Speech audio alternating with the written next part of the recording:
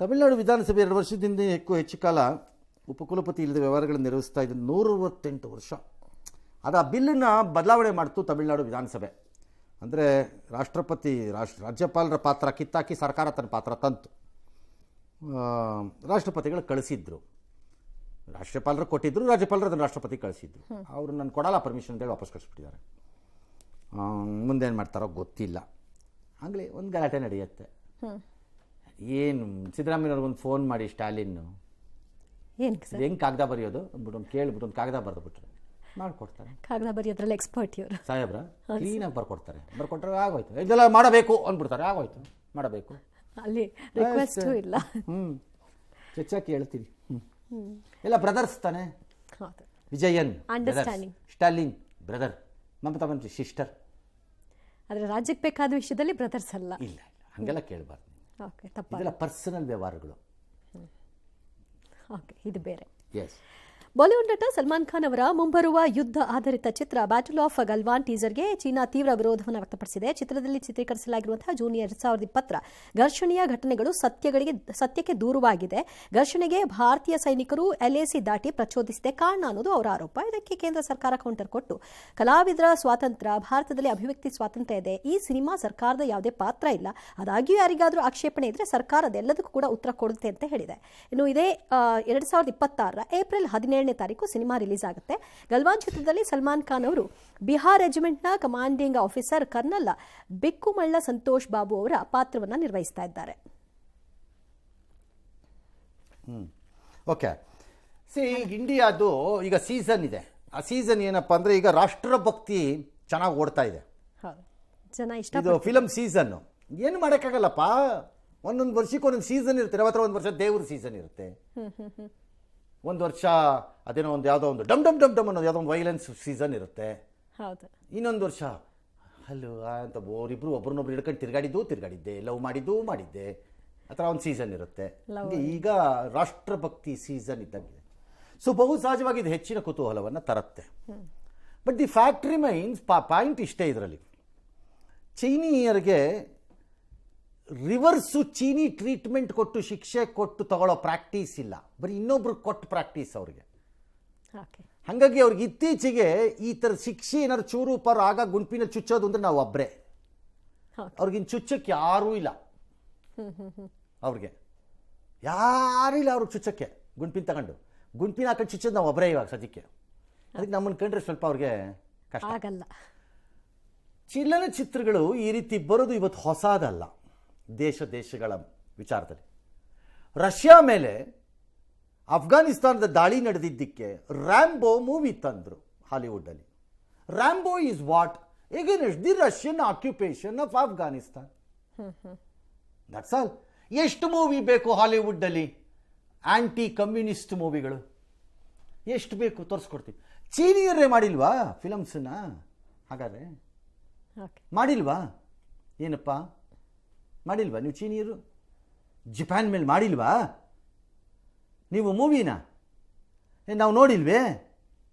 ಹಾಗಾದ್ರೆ ಅವಾಗ ಅದನ್ನು ಹೇಗೆ ನೋಡಬೇಕು? ಹಂಗಾಗಿ ಅಲ್ಲಿಗೆ ಬಿಟ್ಬಿಡ್ಬೇಕು. ಒಂದು ದೇಶ ಇನ್ನೊಂದು ದೇಶದ ಜೊತೆ ಒಂದು ಸಿನಿಮಾ ವಿಚಾರಕ್ಕೆ ಹೋಗಬಾರ್ದು. ಬರೀ ಟೀಸರ್ ಅನ್ಲೆಸ್ ಶಿ ಜಿನ್ಪಿಂಗ್ ಎಂಬ ದ್ರೋಹಿ, ದರೋಡೆಕೋರ ಅಂತೆಲ್ಲ ಬೆಂಬಲಿಸ್ತಾ ಇದ್ರೆ ಎರಡು ದೇಶದ ಮಧ್ಯೆ ಸರಿನಾ ಅಂತ ಕೇಳೋದು ತಪ್ಪಲ್ಲ. ಎಸ್. ಬಾಂಗ್ಲಾದೇಶದಲ್ಲಿ ಹಿಂದೂಗಳ ಟಾರ್ಗೆಟ್. ಇದು ಪ್ರೆಸ್ ಕಾನ್ಫರೆನ್ಸ್ ಆಯ್ತಾ ಇಲ್ವಾ? ಯಾಕೆ ಸರ್? ಮತ್ತೆ ಖಂಡಿಸಿ ಆಗಿಲ್ವಾ? ಇಲ್ಲ. What nonsense. Foreign affairs minister ಆಗಿಲ್ವಾ ಡಿಪಾರ್ಟ್ಮೆಂಟ್ದು? ಇದನ್ನು ತೀವ್ರವಾಗಿ ಖಂಡಿಸುತ್ತೇವೆ ಅಂತ ಖಂಡಿಸಿಲ್ವಾ? ಇನ್ನು ಹಂಗ ನಾಳೆ ಖಂಡಿಸ್ತಾರೆ ಬಿಡಿ. ಗಾರ್ಮೆಂಟ್ ಫ್ಯಾಕ್ಟ್ರಿಲಿ ಇದ್ದ ಒಬ್ಬ ಬಜೇಂದ್ರ ಅನ್ನೋ ಒಂದು ಸಹಪಾಠಿ ಗುಂಡೊಡೆದಿದ್ದಾನಂತೆ.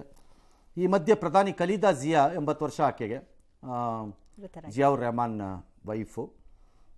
ಆಕೆ ದೇ ಫಾಟ್. ಅವಾಗ HM ಅರ್ಷದ್ ಅಂತ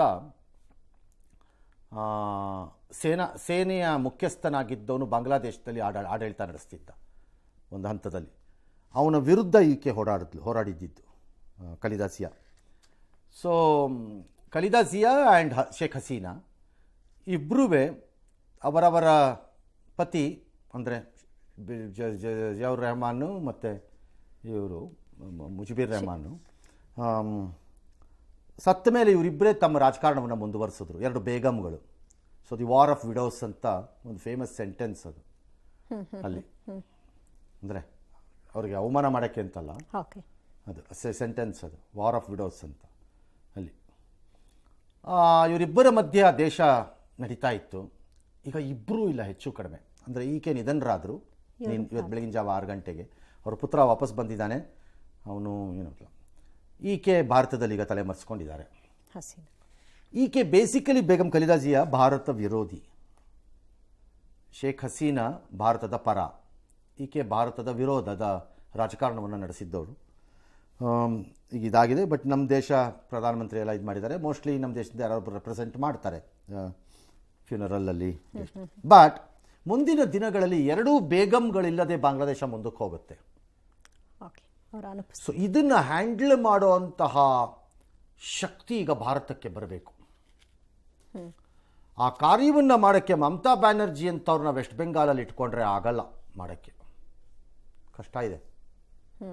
ಎಸ್, ಹೊಸ ವರ್ಷ ಸಂಭ್ರಮಾಚರಣೆ ಇನ್ನೊಂದು ದಿನ ಬಾಕಿ ಅಷ್ಟೇ. ಬೆಂಗಳೂರು ಸಿದ್ಧವಾಗಿದೆ. MG ರೋಡ್ ಭಾರತದ ಬಾಂಗ್ಲಾದೇಶದ ಪ್ರಥಮ ಮಹಿಳೆ ಆಕೆ ಪ್ರಧಾನಮಂತ್ರಿಯಾಗಿ ಆಕೆ. Okay, yes. ಇನ್ನು ಎಲ್ಲ ರೀತಿಯಲ್ಲೂ ಸಿದ್ಧತೆಯನ್ನು ಹೊಸ ವರ್ಷಕ್ಕೆ ಮಾಡಿಕೊಳ್ಳಲಾಗಿದೆ. CCTV, ವಾಚ್ ಟವರ್, ಮಹಿಳೆಯ ರಕ್ಷಣೆಗಾಗಿ island, QR code, MG road, church street, brigade ರೋಡ್ನಲ್ಲಿ ಬ್ಯಾರಿಕೇಡ್ ಅಳವಡಿಕೆಗೆ ಸೂಕ್ತ ಭದ್ರತೆಗಳನ್ನು ಮಾಡಿಕೊಳ್ಳಲಾಗಿದ್ದು ಸಿದ್ಧತೆ ಕೂಡ ಆಗಿದೆ. ಹೀಗಾಗಿ ಸ್ಥಳಕ್ಕೆ ಹಿರಿಯ ಪೊಲೀಸ್ ಅಧಿಕಾರಿಗಳು ಕೂಡ ಭೇಟಿ ಕೊಟ್ಟರು, ಪರಿಶೀಲನೆಯನ್ನು ನಡೆಸಿದರು. ಎಚ್ಚರಿಕೆಯಿಂದ ಇರಬೇಕು. ನಾನು ಒಂದು ಸಭೆ ಮಾಡಿದ್ದೆ ಆಗ್ಲಿ, ಮುಖ್ಯಮಂತ್ರಿಗಳು ಕೂಡ ಅವರ ಹಂತದಲ್ಲಿ ಒಂದು ಸಭೆ ಮಾಡಿದ್ದಾರೆ. ನಾನು ಕೂಡ ಅಲ್ಲಿ ಉಪಸ್ಥಿತ ಇದ್ದೆ. ಕೆಲವು ಚಿತ್ರದುರ್ಗದ ರೇಣುಕಾಸ್ವಾಮಿ ಕೇಸಲ್ಲಿ ಅವ್ರ ತಾಯಿ ಭಾಳ ವಿಭಿನ್ನವಾದ, ಅಂದರೆ ಪ್ರಾಸಿಕ್ಯೂಷನ್ ಅಂದರೆ ಸರ್ಕಾರದ ಪರ ಬರಬೇಕಾದ ಹೇಳಿಕೆಗಳನ್ನು ತಿರುಗಿಸಿ ಕೊಡ್ತಿದ್ದಾರಂತೆ. ಒಂದೊಂದು ಸರಿಗೆ ಒಂದೊಂದು ಹೇಳೋದು, ಪೊಲೀಸ್ನವ್ರ ಹತ್ರ ಒಂದು ಹೇಳೋದು, ಕೋರ್ಟಲ್ಲಿ ಬಂದು ಒಂದು ಹೇಳೋದು, ಹೀಗೆ ಮಾಡ್ತಿದ್ದಾರಂತೆ. ಹಾಗಾಗಿ ಅವ್ರನ್ನ ಪ್ರತಿಕೂಲ ಸಾಕ್ಷಿಯಾಗಿ ಪರಿಗಣಿಸಬೇಕು ಅಂತ SPP ಈಗ ಮನವಿ ಮಾಡಿದ್ದಾರೆ. ಈ ಹಂತ ಬರಬಾರ್ದಾಗಿತ್ತು. Very sad it is. ಕರೆ ಯಾರ ಪುತ್ರನಿಗೋಸ್ಕರ ಇಷ್ಟೆಲ್ಲ ನಡೀತು, ಆಕೆನೇ ಹಾಗೆ ಮಾಡಿಬಿಟ್ರು ಅನ್ನೋದಾದರೆ ಅದು ಆಕೆಗೆ ಬಿಟ್ಟಿದ್ದು. ನಂಗೆ ಗೊತ್ತಿಲ್ಲ ಪರಿಸ್ಥಿತಿ ಏನಿದೆಯೋ ಬಿಟ್ಟಿದೆಯೋ, ನಮಗೇನೋ ಐಡಿಯಾ ಇಲ್ಲ. ಭಾಳ ಆಶ್ಚರ್ಯಕರವಾಗಿದೆ. ಯಾಕಂದರೆ ಅವ್ರ ತಂದೆ ಸದಾಕಾಲ ದೇವರು ಶಿಕ್ಷೆ ಕೊಡ್ತಾನೆ ಅಂತಿದ್ರು. ದೇವರಲ್ಲ ಶಿಕ್ಷೆ ಕೊಡೋದು, ಕಾನೂನು, ಸಾಕ್ಷಿ, ಹೇಳಿಕೆಗಳು. ಅವ್ರ ತಂದೆ ಹಂಗೆ ಅಂತಿದ್ರಪ್ಪ, ಅವ್ರ ತಂದೆದಿನ್ನೂ ಆಗಿಲ್ಲ. ಬಟ್ ಇದು ಇಟ್ಸ್ ಎ ಬ್ಯಾಡ್ ರಿಫ್ಲೆಕ್ಷನ್ ಇದು ಅಷ್ಟೇ. ಏನೇನೋ ಅದು ಅವ್ರಿಗೆ ಬಿಟ್ಟಿದ್ದು. ನಾವು ಇಂಟರ್ಫಿಯರ್ ಆಗೋಕ್ಕಾಗ್ತಾ ಇಲ್ಲ, ಕಷ್ಟ ಇದೆ. ಮುಂದೆ ಇದು ಎಲ್ಲಿಗೆ ಹೋಗುತ್ತೋ ದೇವರೇ ಕಾಪಾಡಬೇಕು ಅಷ್ಟೇ. ಆ ದೇವರೇ ಕಾಪಾಡಿ ಶಿಕ್ಷೆ ಕೊಡೋದಾದರೆ ಯಾರಿಗಾದ್ರು ಶಿಕ್ಷೆ ಆಗಬೇಕು, ಇಲ್ಲದ್ರೆ ಇಲ್ಲ. ಯಾಕಂದರೆ ಈಗಲೂ ಯು ಕೆನಾಟ್ ಸೇ ದರ್ಶನ್ ಹೀಗೆ ಮಾಡಿದ್ದಾರೆ, ಅವರೇ ಮಾಡಿದ್ದು ಅಂತ ಹೇಳೋಕ್ಕಾಗಲ್ಲ. ಪ್ರೂವ್ ಮಾಡಬೇಕು, ಆಗಬೇಕಲ್ಲ, ಆದ್ಮೇಲೆ ತಾನೇ. ಎಸ್, ಜೀನಿ ಸ್ಲಿಮ್ ತಗೊಳಕ್ಕೆ ಸ್ಟಾರ್ಟ್ ಮಾಡಿದ್ನೋ ಅವಾಗ ಮಂತ್ಲಿ ಪೀರಿಯಡ್ಸ್ ಆಗ್ತಾ ಇದ್ದೀನಿ. PCOD ಪ್ರಾಬ್ಲಮ್ ನಾರ್ಮಲ್ ಆಗಿದೆ, ಥೈರಾಯ್ಡ್ ನಾರ್ಮಲ್ ಆಗಿದೆ. ಪೀರಿಯಡ್ಸ್ ಎಲ್ಲ 6 ಮಂತ್ ಆದ್ರೂ ಆಗ್ತಾ ಇದ್ದಿಲ್ಲ, ಇವಾಗ ರೆಗ್ಯುಲರ್ ಪೀರಿಯಡ್ಸ್ ಆಗ್ತಾ ಇದೆ. ಜೀನಿ ಸ್ಲಿಮ್ ನ ಯೂಸ್ ಮಾಡಿ 8 ತಿಂಗಳಲ್ಲಿ 55 kg ಸಣ್ಣ ಆಗಿದ್ದಾರೆ. ಜೀನಿ ಸ್ಲಿಮ್ ತಗೊಳ್ಳಿ, ಬೇಗ ಸಣ್ಣ ಆಗ್ತೀರಾ, ಫ್ಯಾಟ್ ಲಾಸ್ ಆಗ್ತದೆ. ಜೀನಿ ಸ್ಲಿಮ್ ನ ಯೂಸ್ ಮಾಡಿ 100% ಯಾವುದೇ ಸೈಡ್ ಎಫೆಕ್ಟ್ ಇಲ್ದಂಗೆ ಸಣ್ಣ ಆಗ್ತೀರಾ. ಒಂದೇ ಒಂದು ಮಗು ಇದ್ರೂ ಸರ್ಕಾರಿ ಶಾಲೆ ಮುಚ್ಚಲ್ಲ, ವಿಲೀನನೂ ಮಾಡಲ್ಲ ಅಂತ ಮಧು ಬಂಗಾರ. ಯಾಕಂದ್ರೆ ನಿಮ್ಮನೆ ದುಡ್ಡು ಅಲ್ವಲ್ಲ, ಟ್ಯಾಕ್ಸ್ ಪೇಯರ್ಸ್ ದುಡ್ಡುತ್ತಾರೆ. ಸರ್ಕಾರಿ ಶಾಲೆ ಮುಚ್ಚಬೇಡಿ ಅಂತ ಬರಗೂರು ರಾಮಚಂದ್ರಪ್ಪನವರು ಇಂಪ್ರ್ಯಾಕ್ಟಿಕಲಿ ಹೇಳೋಕ್ಕಾಗಲ್ಲ. ಆಶಯ ಬೇರೆ. ಒಂದು ಮಗು ಇದ್ರದ್ದು ಮಗುನೇ ಬೇಡ, ಮಗುನೇ ಇಲ್ಲದೆ ಸರ್ಕಾರಿ ಶಾಲೆ ಬೋರ್ಡ್ ಹಾಕೊಂಡು ಇಟ್ಕೊಳ್ಳಿ. ಯಾವನು ಬೇಡ ಅಂದಿರೋನು ಟೀಚರ್ ಇಟ್ಕೊಂಡು ಪುಕ್ಕಟೆ ಸಂಬಳ ಕೊಟ್ಕೊಂಡು. ಬದಲಾಗ್ತಾ ಇದ್ರೆ ಮಕ್ಕಳು ಬರದೇ ಇದ್ರೆ ನೀವೇನು ಮಾಡ್ತೀರ್ರಿ? ಮುಚ್ಚಲ್ಲ ಅನ್ನಕೊಳ್ಳೆ ಫ್ಯಾಕ್ಟ್ರಿ ಮುಚ್ತೀರಿ? ಹಂಗಾಗಲ್ಲ. It's not ultimately. ಏನು ಮಧು ಬಂಗಾರಪ್ಪ ಮಕ್ಕಳ ಕರ್ಕೊಂಡ್ಬರ್ತೀರಾ? ಒಂದು ಮಗು ಇದ್ರೆ ಆ ಮಗು ಹೋದ್ಮೇಲೆ ಖಾಲಿ ಉಳಿಸ್ಕೊತೀರಾ? ಈ ಥರದ ಟಾಕ್ಸ್ ಎಲ್ಲ ನಡೆಯಲ್ಲ ಸುಮ್ಮನೆ. ಯಾತಕ್ಕೆ? ಫಸ್ಟ್ ಆಫ್ ಆಲ್ ವೈ ಯಾಕೆ ಸರ್ಕಾರಿ ಶಾಲೆಯನ್ನು ಮಕ್ಕಳು ಬರ್ತಾ ಇದ್ರೆ ಮುಚ್ಚಬಾರ್ದು? ವೈ? ವಿಲೀನ ಮಾಡ್ಬೋದಲ್ಲ, ಅದನ್ನು ಮಾಡಲ್ಲ ಅಂತಾರೆ. ಏನಕ್ಕೆ? ಏನು ಪುಕ್ಕಟೆ ದುಡ್ಡು ಕೊಡೋಕ್ಕೇನು ಪುಕ್ಕಟೆ ಬರ್ತಾ ಇದೆಯಾ ಇಲ್ಲಿ ಟ್ಯಾಕ್ಸಾ? That's not fair. ನಾನು ಪದೇ ಅದಕ್ಕೆ ಕೇಳ್ತಾ ಇದ್ದು, ಯಾಕೆ ಅಪಾಯಿಂಟ್ಮೆಂಟ್ ಮಾಡ್ತಾ ಇದ್ದೀರಿ ಸರ್ಕಾರಿ ಟೀಚರ್ಗಳನ್ನ? ಸ್ಕೂಲ್ಗಳೇ ನಿಲ್ತಾ ಇಲ್ವಲ್ಲ ಅಂತ. ಮಕ್ಕಳೇ ಇಲ್ದಿದ್ಮೇಲೆ ಏನೋ ಮಧ್ಯಾಹ್ನದ ಊಟನೂ ಇರುತ್ತೆ, ಟೀಚರೂ ಇರುತ್ತೆ, ಎಲ್ಲ ಇರುತ್ತೆ. ಅದು ಇಲ್ಲದಿದ್ದರೂ ಮಧ್ಯಾಹ್ನದ ಊಟ ಕಳಿಸಿ, ಟೀಚರ್ ತಿಂದ್ಬಿಟ್ಟು ಮನೆಗೆ ಹೋಗ್ಲಿ. ಹೋಗ್ಬೇಕಾದ್ರೆ ಏನ್ರಿ ಲಾಜಿಕ್ ಇಲ್ಲದೆ ಮಾತಾಡ್ತೀರಿ ಎಜುಕೇಷನ್ ಮಿನಿಸ್ಟ್ರು. ಬೇಸಿಕ್ ಲಾಜಿಕ್ ಬೇಡವಾ? ಎಸ್. ಅಕ್ರಮ ಹಣ ವರ್ಗಾವಣೆ ಪ್ರಕರಣದಲ್ಲಿ ಬಂಧನ ಆಗಿದ್ದ ಚಿತ್ರದುರ್ಗದ ಕಾಂಗ್ರೆಸ್ ಕವಿರೇಂದ್ರ ಪಪ್ಪಿಗೆ ಷರತ್ತುಬದ್ಧ ಜಾಮೀನನ್ನು ಕೊಡಲಾಗಿತ್ತು. ಜನಪ್ರತಿನಿಧಿಗಳ ವಿಶೇಷ ನ್ಯಾಯಾಲಯದಲ್ಲಿ ಜಾಮೀನು ಮಂಜೂರಾಗಿದೆ. 5 ಲಕ್ಷ ಬಾಂಡ್, 2 ಶ್ಯೂರಿಟಿ, ಸಾಕ್ಷ್ಯನಾಶ ಮಾಡಬಾರದು ಅನ್ನುವಂತಹ ಷರತ್ತುಗಳನ್ನು ವಿಧಿಸಲಾಗಿದೆ. All right. ಈಗ ಅವ್ರು ಆಚೆ ಬರಬೇಕಾ? ಬರ್ತಾರೆ. ಬಂದು ಏನೋ ಬಿಸ್ನೆಸ್ ಮಾಡ್ತಾರೆ ಅಲ್ವಾ? ಆಕೆ ಅಲ್ಲ, ಅವರು ಮಾಡ್ತಿರೋ ಬಿಸ್ನೆಸ್ನಲ್ಲಿ ಅಕ್ರಮ ಮಾಡಿದ್ರೆ ಅದಕ್ಕೆ ಅವ್ರು ಉತ್ತರದಾಯಿತ್ವ ಆಗಲೇಬೇಕು, ಅಥವಾ ಕಾನೂನು ವಿರುದ್ಧವಾಗಿ ಮಾಡಿದ್ರೆ. ಬಟ್ ಅವ್ರು ಕ್ಯಾಸಿನೋ ನಡೆಸೋದೇ ಅಪರಾಧ ಅಲ್ಲ, ಅದು ನಡೆಸಲೇಬಾರದು, ಅದು ಅಪರಾಧ ಅಲ್ಲ. ಭಾಳ ಜನ ಹಿಂಗೆ ಅನ್ಕೊಂಡ್ಬಿಡ್ತಾರೆ. ಹಂಗೆ ಅನ್ಕೋಬಾರ್ದು ನೀವು. ಕ್ಯಾಸಿನೋ ಮಾಡ್ತಿದ್ದಾರಂತೆ, ಅದು ಅಪರಾಧ ಅಲ್ಲ. Okay, he has every right to do that business because it is permitted. ಅದನ್ನ ಅವಕಾಶ ಪಡೆದೇ ಮಾಡ್ತಾರೆ. ಅದರಲ್ಲಿ ಅಕ್ರಮ ಮಾಡೋದು, ಅದರಲ್ಲಿ ದಗಾಕೋರ್ತನ ಮಾಡಿದ್ರೆ ಫೇಸ್ ಮಾಡಬೇಕು. ಅದಕ್ಕೆ ಉತ್ತರ ಕೊಡಬೇಕು. ಮೈಸೂರಿನ ಹುಣಸೂರಿನಲ್ಲಿ ಚಿನ್ನದಂಗಡಿ ದರೋಡೆ ಆಯ್ತಲ್ಲ, ಈಗ ಲೆಕ್ಕ ಸಿಕ್ಕಿದೆಯಂತೆ. 8 kg 34 ಗ್ರಾಮ್ ಚಿನ್ನ ಅಂತೆ, ಇನ್ನೊಂದಷ್ಟು ವಜ್ರಾಭರಣ ಅಂತೆ, ಎಲ್ಲ ಸೇರಿ ಎಷ್ಟೊಂದು 10 ಕೋಟಿ ಅಂತೆ. ಅವರು ಬ್ಯಾಂಕ್ಟು, ಲಾಕರು, ಬ್ಯಾಗು ಎಲ್ಲ ತುಂಬ್ಕೊಂಡು ಹೋದ್ರಂತೆ. ಅಯ್ಯ, ನಾನು ಅದು ನೋಡ್ತಾ ಇದ್ದೆ, ನನಗೆ ಭಾಳ ಆಶ್ಚರ್ಯ. ಯಾರಾದರೂ ಒಬ್ಬ ಅವ್ನು ರಸ್ತೆಯಲ್ಲಿ ನಡ್ಕೊಂಡು ಹೋಗ್ತಿದ್ದಾಗ ಕಳ್ಳ ಕಳ್ಳ ಕಳ್ಳ ಕಳ್ಳ ಅಂತ ಬಿಟ್ಟು 50 ಜನ ಸೇರಿಸಿದ್ರು ಆಗ್ತಿತ್ತಪ್ಪ. ಅವ್ರು ಓಡಾಡ್ತಾ ಇದ್ದಿದ್ದು ನೋಡಿದ್ರೆ ಆರಾಮಾಗಿ ಅವ್ನು ಬೈಕ್ ಹತ್ಕೊಂಡು ಯಾರು 2 ಬೈಕಲ್ಲಿ ಫಾಲೋ ಮಾಡಿ ಬೈಕಲ್ಲಿ ಡಿಕ್ಕಿ ಹೊಡೆದು ಬಿಟ್ಟಿದ್ರು ಆಗ್ತಿತ್ತಪ್ಪ. ಏನೂ ಇಲ್ಲಪ್ಪ ಕೇಸಲ್ಲಿ. ಗನ್ ಇದೆ ಅಂತ ಹೆದರಿದ್ದಾರೆ. ಸುಮ್ಮನೆ ಗನ್ ಅಂತ. ಒಳ್ಳೆ ಕತೆ ಆಯ್ತು ಇದು. ಈ ಅಂಗಡಿ ಮಾಲೀಕ ಏನಪ್ಪ ನನಗೆ ಅರ್ಥನೇ ಆಗ್ತಿಲ್ಲ, ನಿನ್ನನ್ನು ನೀನು ಪ್ರೊಟೆಕ್ಟ್ ಮಾಡ್ಕೊಳ್ಳೋದು ಇಷ್ಟೇನಾ? ಎಸ್. ನಾಡಿನೆಲ್ಲೆಡೆ ಆಮೇಲೆ ರೇಣುಕಾ ಸ್ವಾಮಿ ಕೇಸಲ್ಲಿ ಅದೊಂದು ಬೇರೆ ಇದೆಯಲ್ಲಪ್ಪ, ಮನೆ ಊಟದ ವ್ಯವಸ್ಥೆ ಇದೆ ಸರ್. ಪವಿತ್ರ ಗೌಡಗೆ ಓ, ಅದು ಹಳೇದ ಅದು.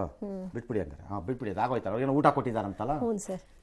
ಸರ್, ನಾಡಿನೆಲ್ಲೆಡೆ ವೈಕುಂಠ ಏಕಾದಶಿಯ ಸಂಭ್ರಮ ಮನೆ ಮಾಡಿದೆ. ಬೆಂಗಳೂರು ನಗರದ ವೆಂಕಟೇಶ್ವರ ದೇವಾಲಯದಲ್ಲಿ ವಿಶೇಷವಾಗಿ ಪೂಜೆ ಪುನಸ್ಕಾರಗಳೆಲ್ಲವೂ ಕೂಡ ನೆರವೇರಿತು. ಭಕ್ತಾದಿಗಳು ಕೂಡ ಅಪಾರ ಸಂಖ್ಯೆಯಲ್ಲಿ ಭಾಗಿಯಾಗಿದ್ದರು. ಇಸ್ಕಾನ್ ಜೆಪಿ ನಗರದ ಶ್ರೀನಿವಾಸ ದೇಗುಲದಲ್ಲೂ ಕೂಡ ವಿಶೇಷ ಅಲಂಕಾರಗಳನ್ನು ಮಾಡಲಾಗಿತ್ತು. ತಿರುಪತಿಯಲ್ಲಿ ವೈಕುಂಠ ದ್ವಾರ ನಿರ್ಮಾಣ ಮಾಡಲಾಗಿದ್ದು ಕಣ್ತುಂಬಿಕೊಳ್ಳಲು ಭಕ್ತ ಸಾಗರ ಹರಿದು ಬಂದಿದೆ. ಇಂದಿನಿಂದ 3 ದಿನಗಳ ಕಾಲ ದರ್ಶನಕ್ಕೆ ಆನ್ಲೈನ್ ಟಿಕೆಟ್ ವ್ಯವಸ್ಥೆಯನ್ನು ಕಲ್ಪಿಸಲಾಗಿದೆ. ಹರೇ ಕೃಷ್ಣ ಹರೇ ಕೃಷ್ಣ ಕೃಷ್ಣ ಕೃಷ್ಣ